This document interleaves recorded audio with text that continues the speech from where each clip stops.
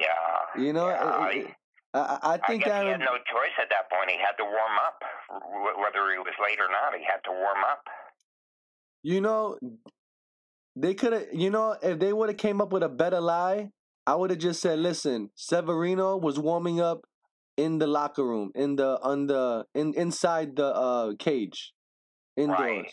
That's what I would have said, and I would have never came up. They lying, they lying. Yeah. You know what I mean? I would have just came up. Hey, well, he was in here, in the cage working out. You know, I didn't want him to go out there. I wanted him to be a little fresher. You know, They were so very defensive about it. yeah, they got caught lying. You know, Yeah. but you know what? Let's move on to the management. Aaron Right. Boone, I think he did a great job as a manager. You know, but the thing is, he don't. I think he needs a new bench. You know, bench coaches. You Yes, know, Josh Bard, who's also a novice. Remember, Aaron Boone was hired right out of the TV booth with no managerial experience whatsoever, and Josh Bard, his bench coach, was basically just a bullpen coach before he even was a bench coach. So there was two novices in there. yeah, that's true. Rothschild, he has to go. You know what? He's made. See, the Yankees need to give that guy a lot of credit. I don't think Mhm. I don't think Rothschild deserves to be fired from the team. I think he deserves a different role on the team. You Yeah. know, he needs to do something else. We need a new pitching coach and a new batting coach. Whatever times, he needs to go. I mean, nobody hit. You know? Oh, the pitching coach, Rothschild, well, he had trouble. He really had, Severino had a long, extended period of time of getting hit very hard in the second half of the season, and Rothschild wasn't very good at straightening him out. Yeah, absolutely, man. So, you know, not only that, they didn't do a good job at deceiving pitchers. You know? Yes, Severino, even though his velocity seemed to be good, they said he may have had a little bit of a dead arm, but his locations were bad. They were down the middle of the plate, and the Red Sox, I mean, let's put it this way, he wasn't missing very many bats when he was throwing his fastball. They were, the 4 of the 5 first Red Sox hitters, something like that, hit balls out into the field at over 100 miles per hour, so they were squaring him up pretty hard, and he ended up giving up 6 runs in 2 innings. But here's another thing, right? Which is mind-boggling, right? I remember that if you had a starting pitcher, he was supposed to go at least 6 innings into the 7th inning. Aaron Boone was hoping that Severino could at least make 4 innings. Like, really? Right. Like, see, all year, not one pitcher can make it past 4 innings. We don't even have an ace. He has very good starts during the playoffs. He did a great job in Game 2 against the Red Sox back at Fenway Park, and he really is a big game pitcher, no doubt about it. I mean, but the Yankees in the off season might be going after Patrick Corbin, who is I hear that.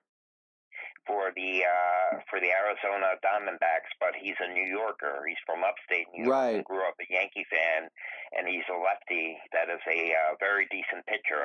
I'm not sure if he's an ace or not, but another very decent pitcher, and he wants to be part of the Yankees. So we'll see what they do during the offseason. Well, Patrick Corbin. Well, his career stats, win-loss, is 56 and 54. Right. You know, so he's a 500 pitcher. You know what I mean? So, you know, yeah, whatever. I mean, he's better than what we got now. You know, he definitely needs to fill in that 5th role at least. You know, because, and you know what? Sonny Gray, he deserves another shot, and so does Greg Bird. Deserves another shot, because I done told you that Greg Bird has the glove. And if you've seen in the playoffs, Voit had problems at first base with the ball at first base. At picking up those in the dirt balls, and he messed up on 2 ground balls there that scored runs, and made 2 errors that scored runs. You see what I'm saying? And in the playoffs, that's when you need the glove. That's why I said you can't get rid of Bird because he has the glove and he's there practicing all day because he can't play, so he's there practicing all day with that glove. So he's getting the time. So I believe Bird will be back and he's gonna take that spot. Yeah, we'll have to see it. This is all stuff for the off season, really. Absolutely, and spring training. And they have to pick up McCutchen again. And I'm sorry to say they're gonna have to let go Brett Gardner. Oh, maybe they could have him back on a lesser level, like he could be a fourth. They gotta let him go because they still got Jacoby Ellsbury for 2 more years, and they owe him $45 million. I know that is a real drain on the salary. Basically, that is a real drain on the payroll having Ellsbury. Right. What the Yankees need to start doing is stop giving players 10-year deals. That is horrible. We need to start giving players 2-year deals. You know what I'm saying? Pay this guy $22 million for the whole year, and make it $44 million for 2 years, and we'll see what we get from that. Because now, like Stanton, we got him for 9 years, and the Yankees look like they're turning into the Anaheim Angels with Pujols and Mike Trout over there. Dead in the water. Stanton has an opt-out after the 2020 season, which I don't think he'll exercise, though, because I think he wants to stay with the Yankees. But he's another one with those opt-outs built into his contract, and he could opt out after the 2020 season. Yeah, because, I love the guy and everything, but maybe he might be a dud. Like Alex Rodriguez. When he got with the Yankees, he was popping home runs, hit 600, all this. And then he became the guy like, oh, we hope he gets a home run. And he hits a pop-up. You know what I mean? Yeah. When we 30 years old, right? Ready to make a name for themselves, ready to hit, ready to play. And those are the guys we need for the future, like him and Torres. Torres could be in there, Bird. Maybe Clint Frazier can come back from his concussions. You got that guy there. So you got Echeverria as well. Yeah, Echeverria. I don't know what they're going to do. They have quite a number of guys coming off the books. So we'll see who they sign and who they don't. And let me tell you, if you keep that kid Echeverria, he's gonna take Didi's job. I'm telling you now, he will take that job. I don't think so. I think Didi's the one. Didi's burning out, man. Honest to say, Didi got like at least 2 more years with the Yankees, man, and that's over for him, man. And then you got Echeverria. Yeah, man. Man, Didi don't got it, man. He don't got it, man. He as a shortstop, he's about 80% as a shortstop. I disagree. I think Didi's Didi's a fan favorite, and Didi is one of the leaders. He had 27 home runs and had over 80 runs batted in, and plays great shortstop. I stick with Didi. No, absolutely, but I'm telling you, that kid is gonna take that spot because he's only gonna grow old and he's gonna get slow, and he's not gonna get that ball because Didi has trouble getting them ground balls. He can't handle them hard hit ground balls. He can't. It looks good on TV. But when you're there in the game, he can't handle it. Not like I seen Jeter for a long time and how easy he makes it look. And believe me, Didi don't make it look easy. He makes it look very questionable if he's gonna get it or not. Or if he does get it, will he make the out at first base? Right. So he's getting to that point where he's not getting reliable. I see. He's not gonna get that out. You certainly do see a lot of games in person, so you could really make some evaluation. Yeah, because I'm gonna tell you, in a crucial situation like we saw in the playoffs, he might not get that out. He might fumble the ball. And that's what we don't need. We need a solid guy. And let me tell you, and they got solid guys there that if they mold them like Frazier, Torres, and Duha. I'm telling you, man, they got a hell of an infield, man. The Yankees got a hell of an infield there. And then they got the outfield. Judge, he's okay at right field, but he needs to get faster at running down that ball down the line. He's got a great throwing arm, like Hicks. Yeah, he's got a good arm, but he's got to get quick on that quick step. You know what I mean? Yeah. He has to big man. Yeah, he has to learn to quick step to get a little faster, as well as Judge. John Carlo a bit of a pass because he looked terrible in those at bats during the playoffs. But remember, he spent his entire career with the Marlins playing in front of 6,000 people and having absolutely zero. He did the big cat and got into the deep end of a swimming pool, and it was just well. But remember the experience where he was really under severe pressure like he'd never been under before. Yeah. And he did not really pass with flying colors. He did not pass the final exam, but I think he'll get better as the next several years progress. And he didn't play the field. Right, they use him as DH. He was like a DH, so he's just getting fat on the bench. You know what I mean? So it's like now you lost his glove, and he had a great glove too. Yes. I think he had a great glove. I think he could play. I don't know if he could play left field though, because McCutchen is a lot better than he is, and Judge, right. You're not gonna take Judge out of there, but you can switch him every game. Yeah. DH. You see that? You see Aaron Boone. I don't know what the hell he was thinking, but I would have been having Judge one day in right field, Stanton in one day, Judge, Stanton, like that, And then they began that way, where they would have him in left field, and but they really want Judge to be the right fielder. They seem to prefer Judge there, and they would put Stanton in left field. I remember when he was starting in spring training, he was having some difficulties in left field. But then what happened with Stanton was he had a muscle strain for a good portion of the year, and they were just using him as a DH. Yeah, that's another problem that happened too. But then again, he's so muscular. He's got muscles on top of his muscles that when you're so muscular, you can pull things a lot easier. Yeah, I know. So now we lose a guy. You know what I mean? Now we lose an actual fielder, and now we only have a bat. You know what I mean?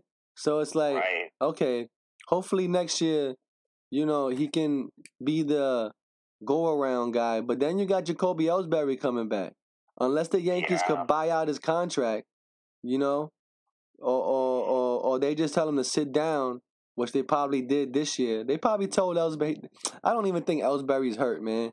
I think they told Ellsbury, listen, we'll give you an extra $20 million, whatever the money was. They told him, listen, sit down and we'll pay you.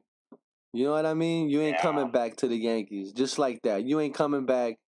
Just know, we're going to give you a severance pay, and we'll see you later. And then if you still want to play baseball, maybe another team will buy you. But until then, you're going to be sitting Stephon Marbury. Exactly. I'm saying, if they could send him to another team, then the Yankees would have to eat a lot of that salary. But if they can get some of the money off the books, I think he could be valuable to another team. But the Yankees just loaded with so many outfielders right now that really has no room for him. And it really was quite a disappointment after signing that $153 million contract. He was basically just a 260 hitter. His huge year was in 2011 when he hit something like 330 and had 31 home runs for the Red Sox and 50 stolen bases, but he has never duplicated that year since. Or this is what happens. They do not sign McCutchen back, and they bring Jacoby back in the rotation. Yeah, these are all questions for the management that I really can't answer. We'll have to see what Cashman and the Steinbrenners decide. They'll have a busy off season, and they will decide who they're keeping, who they're going after, what they're doing with free agents, what they're doing with this personnel or that personnel. And the thing is, man, I'm tired of hearing about getting another player of a infielder or Machado. Like, we need pitching. Yeah. Like, stop it already. We don't need Bruce Harper, Machado, or whoever the hell you want to bring in there. We need some hell of a good pitching, and we need to find, like I said, those pitchers that are between the ages of 25 and 30 years old, you know what I mean, that are looking like they're going to become the next Tom Glavine or something like that, you know what I mean? And those are the guys that we got to go for. Well, I'll reiterate that the Yankees will probably be trying to go after Patrick Corbin in the offseason. Yeah, that's a start. That's a start. You know, because CC, I don't know, CC may have to come back if they can't buy nobody, or CC's gonna have to play till July. You know, and then they give him, and then they give CC Sabathia Day, and he gonna cry on the mound, and it's so long, sayonara. You know what I mean? These are all very hard questions and hard decisions that management and management is going to have to make, because CC Sabathia has been a clubhouse leader, but they feel that he really is only good for 4 or 5 innings now, and he'll be 39 years old next season, so they're going to have to make some tough decisions concerning Sabathia and Gardner. I think they're gonna A-Rod and Jeter him, CC Sabathia and Mo and all of them. He's gonna retire in the middle of the season. You see, next year possibly have a Sabathia Day. It's gonna be like July. He's gonna be the horse. They're gonna use him as much as he can, and then when they get to July, and if they can buy somebody huge, he's gonna be scratched off the team. You'll still see him there probably, but they're gonna have a CC Sabathia Day, and that's it. It's gonna be retired, and it's over. You know. Yeah. And Brett Gardner, I don't know if he still has a contract or whatever, but I don't know if he'll be back. He has a buyout for next year. He has a club option for next year at I think $12 or $13 million for next year. He has a club option. It depends on the Yankees want to pick it up, and then he'll be there. And then depending on what they do in the off season, he may have a diminished role, or they don't pick it up and they let him go. And these are just the tough decisions that Cashman is going to have to make in the off season.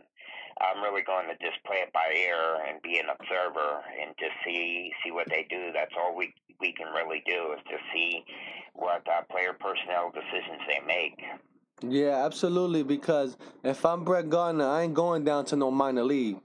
You know what I'm saying? No, well, he wouldn't go to the minors, but he could have a diminished role where he would be a 4th outfielder or something like that. But then, as you said, there's Jacoby Ellsbury, there's Clint Frazier.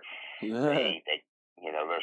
They talking about getting Bryce Harper, and so we'll just really have to wait and see. That's all we can do, is see what they do and decide to do. But I would say that I really enjoyed this season and enjoyed going to the games with you, and those vlogs were terrific. You're excellent at making those great Yankee Stadium vlogs, and I always enjoy them. And thank you for featuring me in several of them, and it was a really fun season.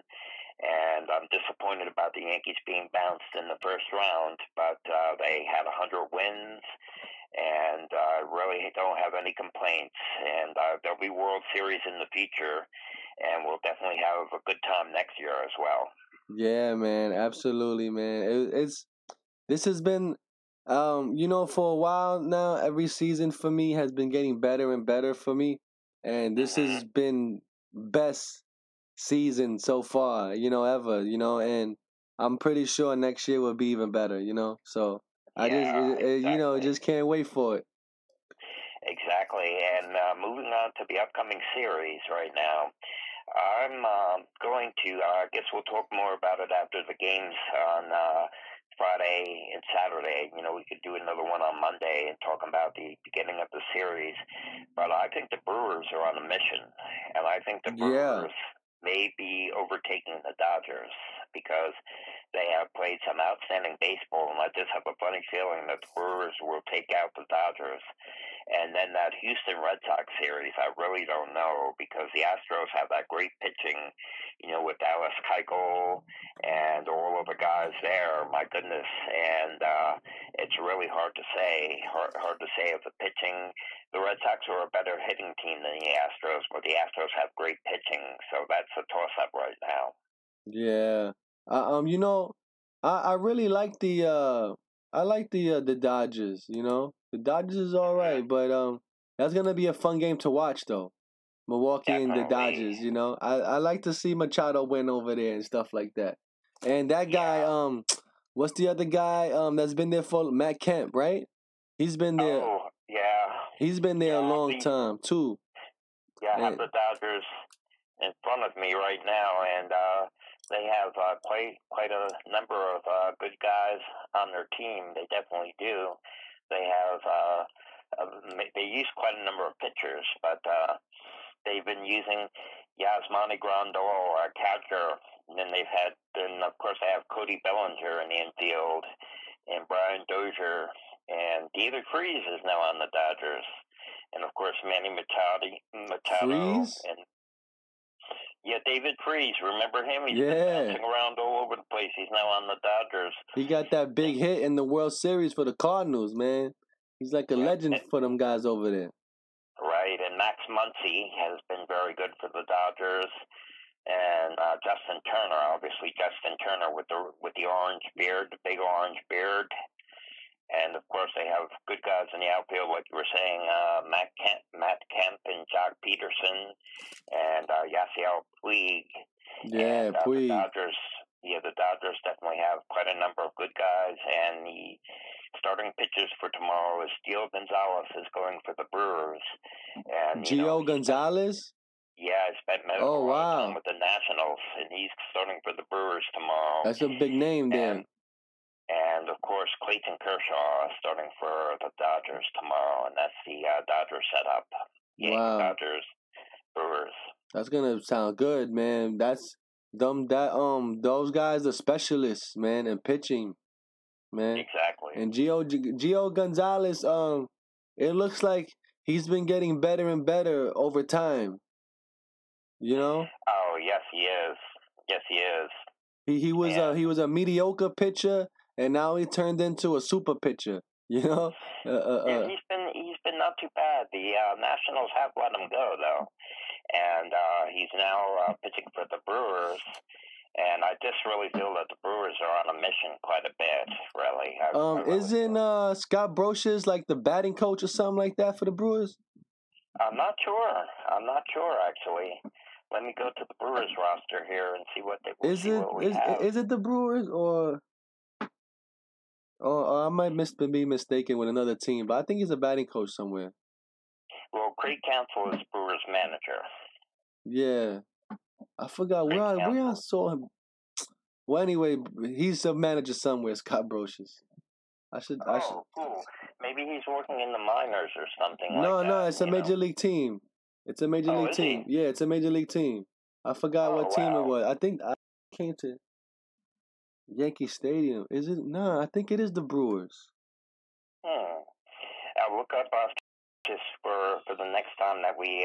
He's go on. Matter of fact, let me see if I could do it real quick on the phone. Real quick, let's see. Google. And here we go. We'll do